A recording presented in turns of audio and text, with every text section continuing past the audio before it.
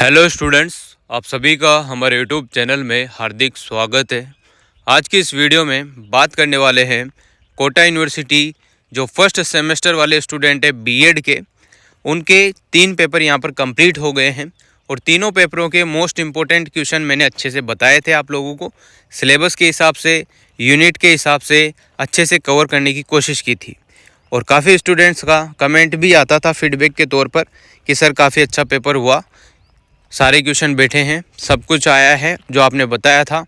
ऐसा कुछ सुन के काफ़ी अच्छा भी लगता है और हम भी पूरी मेहनत ही करते हैं कि आप लोगों को चीज़ें कवर कराने की कोशिश की जाए। ठीक है, तो मैं काफ़ी खुश हूँ कि बहुत सारे स्टूडेंट्स का इसमें भला हुआ कि जो मोस्ट इम्पोर्टेंट क्वेश्चन बताए थे वही उन्होंने पढ़े हैं और वही वो लिख के आए हैं। बहुत बढ़िया बात है। अब देखो, 3 पेपर होने के बाद चौथे पेपर की बारी आती है, तो चौथे पेपर में भी आपको मोस्ट इम्पोर्टेंट क्वेश्चन मैं बता देता हूँ कि कौन कौन से क्या क्या आने वाले हैं। यूनिट वाइज आप लोगों को सारे टॉपिक यानी कि सारी जो क्वेश्चन है कहाँ से बन सकता है वो सब कवर करूँगा इस वीडियो में। वीडियो आप लोगों को पूरा देखना है और अगर आप लोग चैनल पर नए हैं तो चैनल को सब्सक्राइब, वीडियो को लाइक और बेल आइकन ज़रूर दबा लीजिएगा। तो होता ऐसा था कि मैं लास्ट टाइम पर वीडियो बनाता था मोस्ट इम्पोर्टेंट क्वेश्चन की, पर अब 2 पेपरों की, पहले वाले पेपर की भी मैंने पहले ही अपलोड कर दी थी और इसकी भी जल्दी अपलोड कर रहा हूँ। एग्जाम से 1-2 दिन पहले ही हो रही होगी, जो आपका पेपर है उससे 1-2। अब देखो, बात कर लेते हैं कोटा विश्वविद्यालय BEd first semester exam 2023-24 paper 4 दिसंबर 2023 सेमेस्टर फर्स्ट वाले जो भी पेपर हैं आपके, उसमें चौथे नंबर का पेपर है ये, लैंग्वेज अक्रॉस द करिकुलम, यानी कि पाठ्यक्रम में भाषा, हिंदी में इसको बोलते हैं। Most question unit wise by Chetan Varma sir.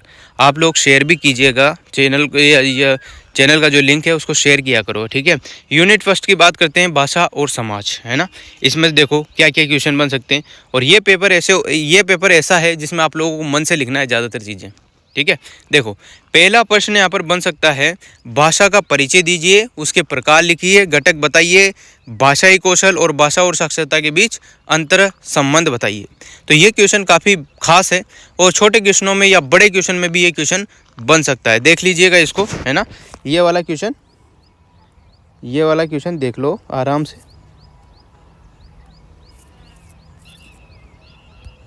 ठीक है, पहला क्वेश्चन। फिर दूसरे क्वेश्चन की बात करते हैं, भाषा और समाज का संबंध कैसे है, उसकी पहचान, शक्ति और भेदभाव क्या क्या है इनों में, समाज और भाषा के बीच में क्या क्या भेदभाव हो रहा है, क्या क्या पहचान है इनकी, क्या क्या शक्ति इनके बीच में है। तो इन सारी चीज़ों को कवर किया गया है और इनसे क्वेश्चन आपसे पूछ सकता है। अब बात करते हैं बहुभाषावाद की प्रकृति, जो कि बहुत इंपॉर्टेंट क्वेश्चन है, हर बार आने की पूरी संभावना है, हर बार आता है, इसको देख लेना, इस बार भी आ जाए क्या पता। बहुभाषावाद की प्रकृति कक्षा में बहुभाषावाद का प्रबंधन। बहुभाषावाद तो आप नाम से ही समझ रहे होंगे कि एक व्यक्ति को एक से ज़्यादा भाषाएं आती है, तो वही बहुभाषावाद होता है। उसकी प्रकृति के बारे में आपको लिखना है और प्रबंधन के बारे में आपसे पूछ सकता है। बात करते हैं आगे, भाषाओं की संवैधानिक स्थिति, जैसे हिंदी, अंग्रेजी, क्षेत्रीय भाषा, इनके बारे में आपसे पूछ सकता है। फिर शिक्षा में भाषा नीति क्या होती है वो आपसे पूछा जा सकता है। क्वेश्चन इसमें से ये बहुभाषावाद वाला इंपॉर्टेंट है, बाकी आप लोग पूरे क्वेश्चन पढ़ जाइएगा। 4-5 क्वेश्चन 1 यूनिट से बताता हूँ तो आराम से इसमें से बैठ ही जाता है। बात करते हैं सेकंड यूनिट की, जो कि भाषा विकास है। भाषा विकास में आप लोगों से पूछ सकता है, पहला क्वेश्चन देखो, भाषा विकास के सिद्धांत और शिक्षण में इसका कार्यान्वयन, भाषा का मनोवैज्ञानिक आधार। ये क्वेश्चन काफ़ी हद तक बहुत ही अच्छा क्वेश्चन है और बनने की पूरी संभावना है। देखो बनने में तो मैं जो 4-5 क्वेश्चन बता रहा हूँ इनमें से ही बनना है और कहीं से भी नहीं बनना। पेपर जो आपके पेपर आना है उसमें इनमें से ही मिलना है आपको। ठीक है, तो इन क्वेश्चन को देख लीजिएगा एक बार। दूसरा क्वेश्चन देखो, घरेलू भाषा और स्कूल की भाषा और शिक्षण सीखने की प्रक्रिया। अब देखो घर पर आप लोग मम्मी पापा से कैसे बात करते हो, डिंगल में जो आपकी नेचुरल है, स्कूल में जाते ही हिंदी में बोलने लग जाते हो, बहुत सारे इंग्लिश मीडियम के इंग्लिश में बोलते हैं, ऐसा कुछ है ना। तो इन चीज़ों को देख लो, मन से लिखने वाली चीज़ें हैं। स्कूल की भाषा बनाम मानक भाषा की शक्ति, गतिशीलता, घरेलू भाषा चालू, ऐसा कुछ है, तो ये भी क्वेश्चन आपके बन सकता है। तीसरे क्वेश्चन की बात करते हैं, भाषा और शिक्षण सीखने की प्रक्रिया का घाटा सिद्धांत और असततता सिद्धांत। ये क्वेश्चन आपके छोटे क्वेश्चनों में बन सकता है, एक बार इसको रीड आउट करके जरूर जाइएगा। फिर तीसरी यूनिट पर आते हैं, भाषा अधिग्रहण। इसमें आपकी क्वेश्चन बनने की संभावना है। 3 क्वेश्चन मोस्ट लाया हूँ। पहला देखो, हिंदी वर्णमाला को समझना और उनका तार्किक और सरल वर्गीकरण। देखो कितना अच्छा क्वेश्चन है, हिंदी वर्णमाला को समझना और उसका तार्किक और सरल वर्गीकरण। फिर उसके बाद दूसरा क्वेश्चन है, भाषा अधिग्रहण और संज्ञानात्मक विकास, मनोरंजन के साथ भाषाएं सीखना। अब बालक होते हैं, आप लोगों को पता होगा, मनोरंजन में गालियाँ भी सीख जाते हैं, वो भाषा में ही आती है सब चीज़ें, गालियाँ, कोई प्यार, कोई संस्कार, ये सारी चीज़ें सीखता है बच्चा कैसे, देख देख के। तो ये सारी चीज़ें आपसे पूछ सकते हैं और आप मन से भी लिख सकते हो। अगर नहीं भी पढ़ के गए हो ना, आप कोई चीज़ नहीं पढ़ पाए हो तो भी आप लोग आराम से लिख सकते हो। यार इसमें है क्या। देखो तीसरा क्वेश्चन देखो, भाषा के माध्यम से संस्कृति का अर्जन। भाषा के माध्यम से आप लोग संस्कृति का अर्जन कैसे कर सकते हो, ये क्वेश्चन आपसे पूछा जा सकता है। चौथी यूनिट देखो, कक्षा और भाषा। अब कक्षा और भाषा की बात कर रहे हैं तो देखो, विशेष क्षेत्र में सीखने को बढ़ावा देने के लिए कक्षा की प्रकृति, प्रवचन, उपयोग की रणनीतियाँ और कक्षा में भाषा को समझना, इन चारों पांचों चीज़ों पर आपसे विस्तृत रूप से पूछा जा सकता है, बिल्कुल पूछा जा सकता है। अगला देखो, सीखने के उपकरण क्या क्या है, जैसे शब्दकोश, चर्चा, प्राकृतिक व्याख्या, शब्द पहेलियाँ। अब ये शब्द पहेलियाँ, ये सारी चीज़ें पहले हुआ करती थी, अभी तो बस रटो और काम चलो, सीधी बात है ना। तो ये सीखने के उपकरण है। शब्दकोश, जैसे कि शब्दार्थ जो होते थे पहले संस्कृत में, हिंदी में, इंग्लिश में जो होती थी मीनिंग, उसका हिंदी अनुवाद, ये सारी चीज़ें हुआ करती थी।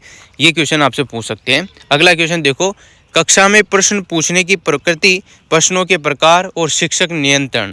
ये चीज़ें आप लोग खुद नेचुरल में देखते हो कि कैसे प्रश्न आप पूछते हैं, प्रश्नों के प्रकार कैसे रहते हैं, ये सारी चीज़ें है ना। देखो 5 यूनिट की बात करते हैं, पढ़ने और लिखने का विकास, है ना।